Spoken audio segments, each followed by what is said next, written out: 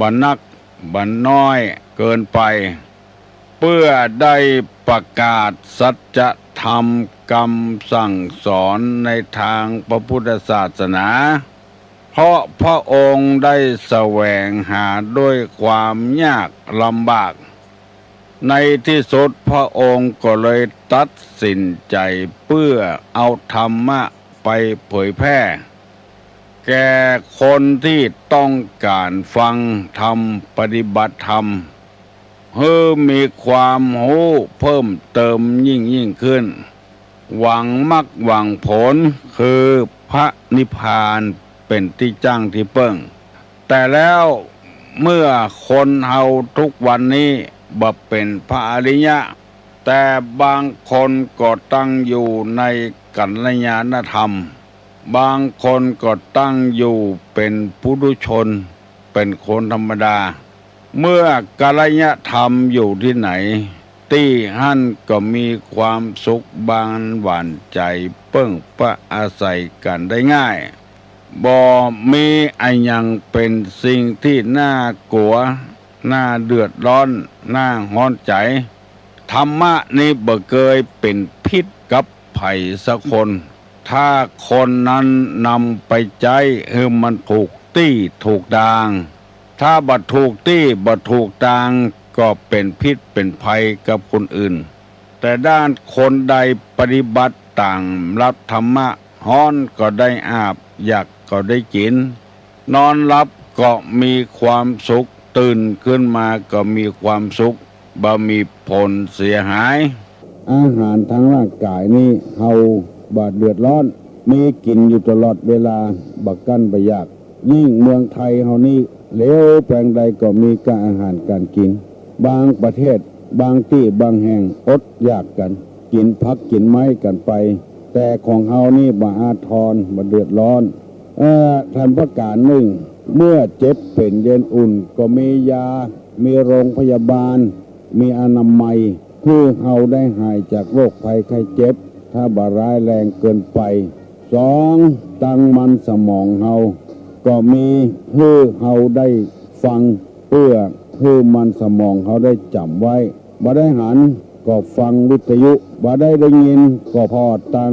โทรทัศน์เพิ่นจะแสดงให้หันเพิ่นจะว่าให้เฮาได้ยินแล้วจำใส่ไว้ที่มันสมองเมื่อเฮาอยู่กับกันมีร่างกายสมบูรณ์มีกำหูมีสติปัญญาดีแล้วเนี่ยจะได้จะให้อยู่ด้วยกันม่วนให้อยู่ด้วยกันมีความสุขบานหวานใจ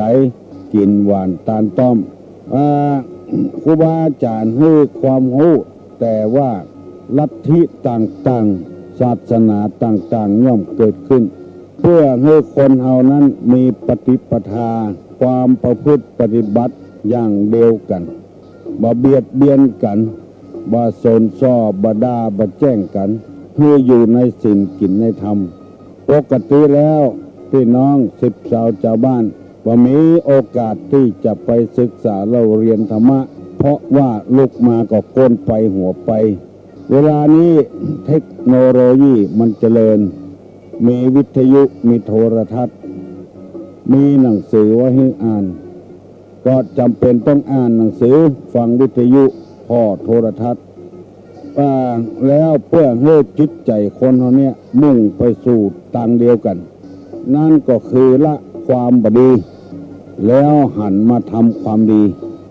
เรียกว่าละชั่วทำความดีแล้วพากันคัดเก่าจิตใจให้สะอาดผ่องใสในทางพระพุทธศาสนา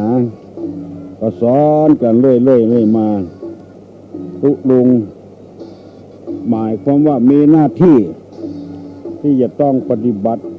เพราะว่าเป็นบุคคลในศาสนาเป็นสาธารณบุคคลเป็นสาธารณบุคคลบ่ใช่บุคคลของใครคนใดคนหนึ่งจำเป็นมีความจำเป็นที่จะต้องเผยแพร่พระพุทธศาสนาเผยแพร่คำสอนพุทธศาสนาเมื่อบ่มีไผนิมนต์ไปเอาก็ต้องหาวิธีการได้นำเอาคำว่าบุคคล4 ประการค มาเสนอให้พี่น้องทั้งหลายฟังแล้วบุคคลผู้มี4ประการนี้คือเกิดมาแล้ว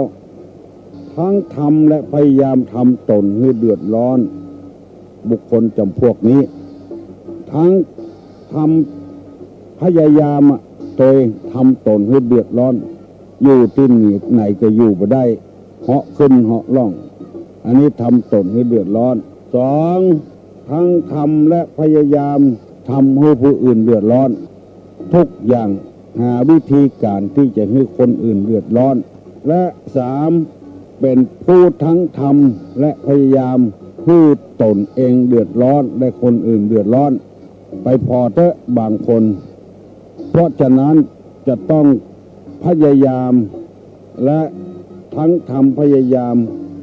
ทำทั้งตนและผู้อื่นให้ได้เดือดร้อนคือบัดทำและบัดพยายามคือตนและคนอื่นเดือดร้อนอันนี้เป็นบุคคลพิเศษหน่อยที่ได้นำเสนอไปเมื่อตะวาแล้วไผ่จำได้ตอนสักกรรมเดียวตุลุงจะถาม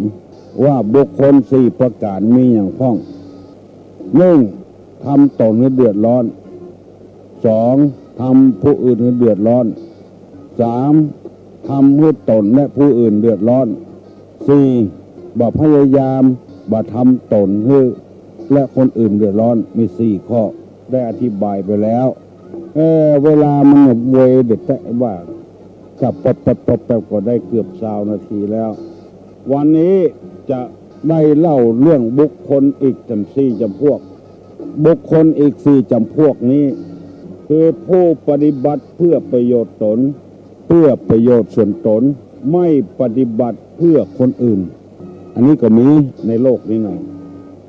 ได้ประโยชน์ส่วนตัวอย่างเดียวคนอื่นบ่ได้2ปฏิบัติประโยชน์ให้ผู้อื่นแต่บ่ปฏิบัติเพื่อประโยชน์ตนข้อที่3ผู้บ่ปฏิบัติเพื่อประโยชน์ตนทั้งไม่ปฏิบัติเพื่อประโยชน์คนอื่นผู้ปฏิบัติเพื่อประโยชน์ตนด้วยเพื่อประโยชน์ผู้อื่นด้วยบุคคล4 ประเภทนี้มันมีอยู่ในโลกเป็นแนะนำมาว่าเราควรจะทำอย่างใดมุ่งแต่ประโยชน์ตนเองและคนอื่นบ่มุ่งประโยชน์คนอื่นตนเองบ่มุ่งแล้วก็บ่ปฏิบัติถึงประโยชน์ตนบ่ปฏิบัติถึงประโยชน์คนอื่นแล้วปฏิบัติถึงประโยชน์ตนตัวประโยชน์คนอื่นตัวข้อนี้ให้คนเฮาทั้งหลายได้สำนึกไว้ว่าเฮาควรจะทำทั้งตนเองและคนอื่นเพื่อให้สังคมเฮาอยู่ได้อย่างมีประสิทธิภาพอย่างมีความสุขอย่าไปทำแบบที่ว่ามุ่งประโยชน์ส่วนตัวอย่างเดียว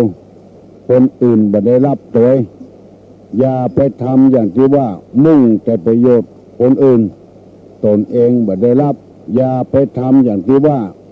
มุ่งแต่ประโยชน์ส่วนตัวและประโยชน์ส่วนรวมถึง2 อย่างบ่มุ่งประโยชน์ส่วนตัวบ่มุ่งประโยชน์ส่วนรวมเป็นอยู่บ่ได้เป็นโมฆะว่างเปล่าและมุ่งประโยชน์คนอื่นและประโยชน์ส่วนตัวอันนี้เป็นธรรมะในทางพระพุทธศาสนาให้พิจารณาตึงวันบางคนก็ได้กับตัวเองสะสมกับตัวเองจะเป็นอะไรยังก็จ้าง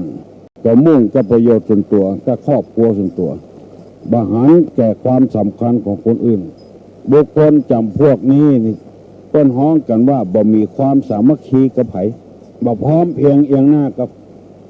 บางรายนั้นเกิดมาเพื่อประโยชน์กับคนอื่นตัวเองบ่ได้กินได้ว่า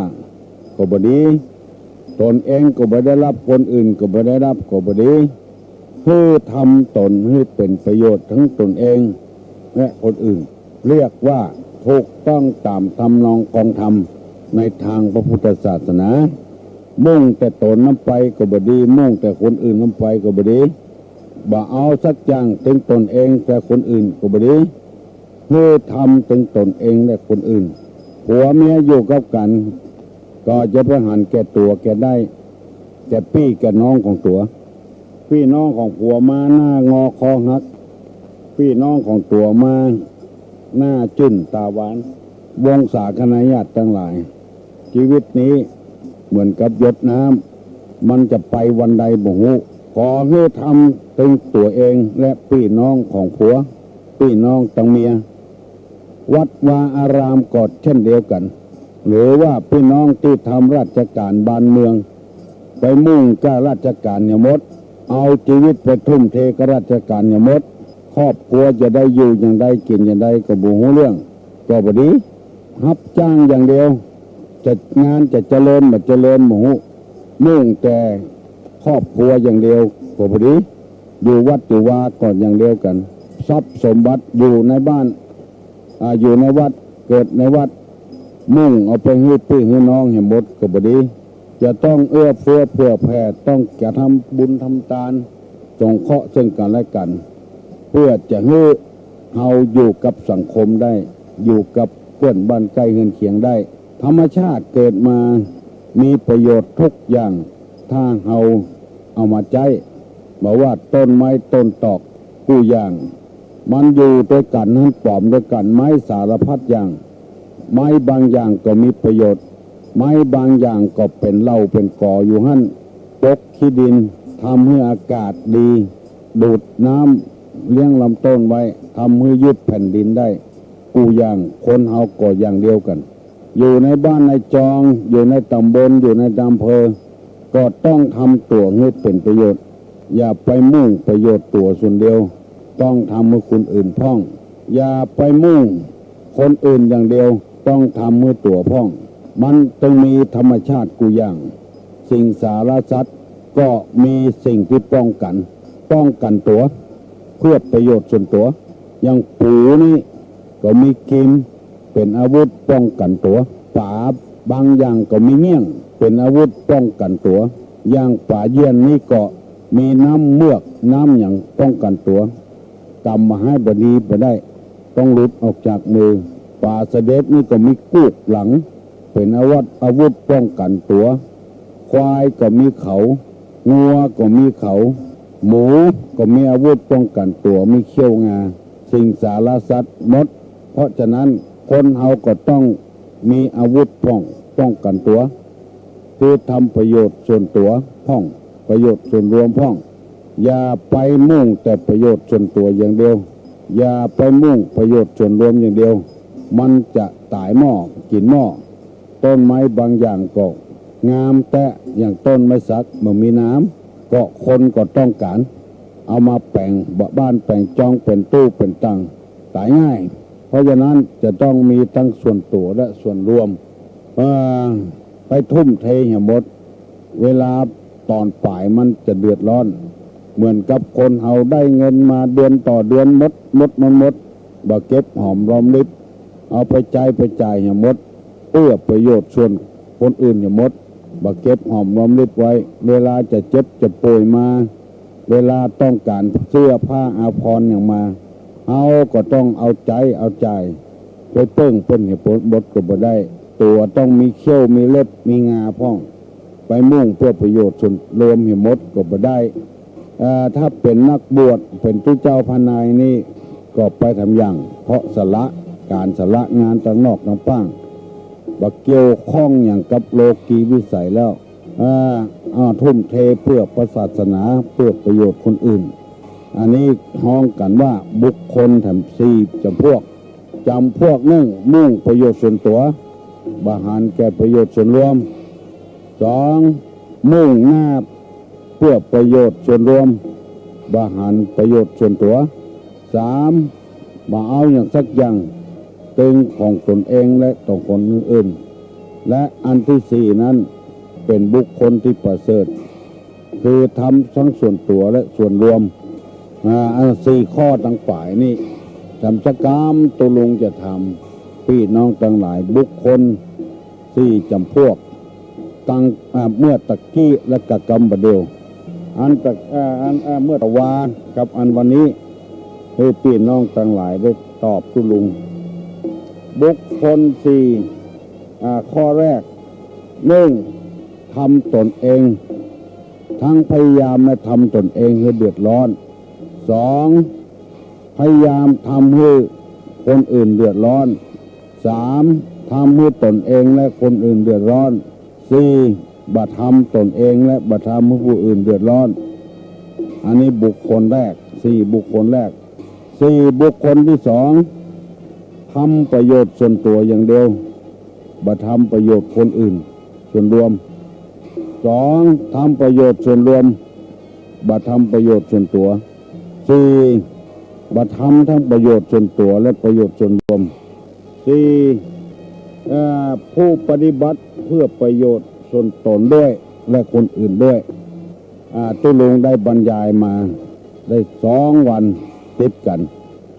เพื่อจะเอาธรรมนี้เข้าสู่สังคมส่วนรวมเพื่อมันดีขึ้นเพื่อมันงามขึ้นเป็นการนำเอาอาหารและยารักษาโรคมาสู่ทางจิตทางใจเพราะว่าตัวเฮานี่มีความสำคัญอยู่3ที่1ร่างกาย2มันสมอง3จิตใจร่างกายมีอาหารแล้วมันสมองก็มีอาหารแล้วแต่ทางจิตทางใจเนี่ยขาดอยู่หนึ่งให้คนเฮานี้หนึ่งคือว่าทำตนเองให้เดือดร้อนสองทำคนอื่นให้เดือดร้อนสามทำให้ตัวเองและคนอื่นเดือดร้อนสี่บัทำตนเองและคนอื่นเดือดร้อนบุคคลแต่4ชนิดอันที่สอง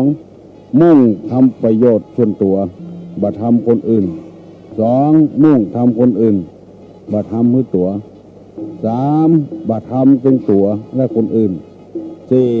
มุ่งทำทั้งตัวเองและคนอื่นอันนี้เป็นธรรมะที่เฮาและท่านทั้งหลายจะต้องปฏิบัติตามนั่นก็คือข้อสุดท้ายคือทำพยายามผู้ที่พยายามทำตนและคนอื่นบ่ให้เดือดร้อนและมุ่งหน้าเพื่อประโยชน์ตนเองและคนอื่นด้วยตนเองด้วยคนอื่นด้วยอันนี้เป็นข้อที่สำคัญมากว่าพี่น้องทั้งหลายจะบ่เข้าใจเรื่องนี้ที่ตุลุงนำมาเสนออยากจะให้คนเฮานั้นทำตัวบ่ให้เดือดร้อนบ่ไปจู้ไปจี้ไผทำคนอื่นก็บ่ให้เดือดร้อนอยากจะทำให้อย่างนี้และมุ่งหน้าทำทั้งประโยชน์ส่วนตัวและประโยชน์ของคนอื่นด้วยดังนี้เป็นต้นปนมมือเนอะจะปั่นปอนแล้วอายุวัฏโกธนะวัฏโกสิริวัฏโกญัสสะวัฏโกปละวัฏโกวันนะวัฏโกสุขวัฏโกโหตุสัพพตาทุกขโรกาปญาเวลาโสกาจันตุจุปัตตวาอเนกาอันตรญาปิวินาสันตุจเตจะสาสปีติโยวัจจันตุสัพพโลโกวินาสตุมาเต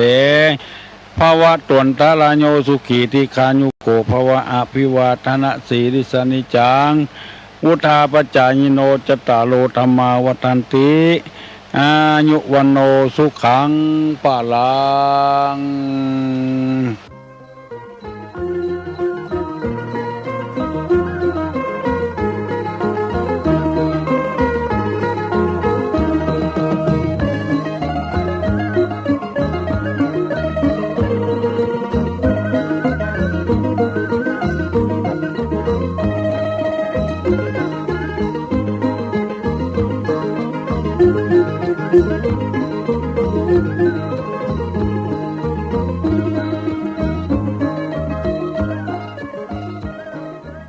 ท่านกำลังรับฟัง